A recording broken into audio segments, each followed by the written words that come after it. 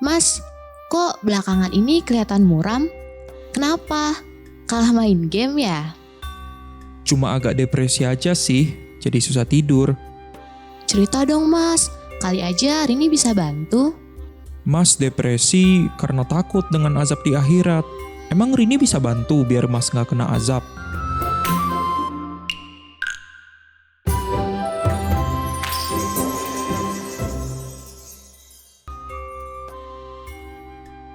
Kenapa Mas Fahri takut dengan azab di akhirat? Minggu lalu, Pak Ustadz menjelaskan satu hadis tentang akhirat. Mas jadi kepikiran dan merasa depresi. Emang isinya apa? Katanya, orang yang belajar Al-Quran namun tidak mengamalkannya akan dihantam kepalanya sampai pecah secara berulang-ulang hingga datang hari kiamat. Terus, masalahnya apa? Mas Fahri kan rajin ibadah. Iya, betul. Tapi Mas kurang mengamalkan semua perintah yang Mas pelajari di Al-Quran. Ya pasti sulit lah buat mengamalkan semuanya. Nah, itu yang buat Mas bingung dan depresi. Di satu sisi, kita diwajibkan untuk mengamalkan semuanya. Tapi di sisi lain, kayaknya itu hal yang mustahil deh. Belum lagi ancaman yang tertulis di hadis itu.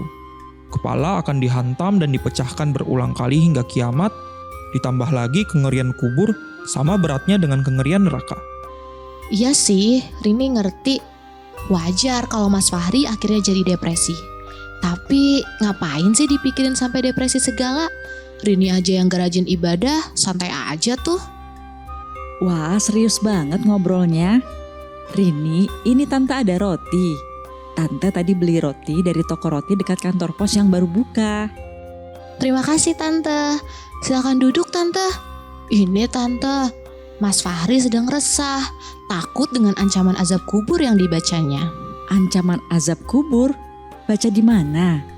Menurut hadis, kalau nggak melakukan apa yang dipelajari di Al-Quran, maka kepala akan dipecah berulang kali hingga kiamat. Ih, ngebayanginnya aja udah serem.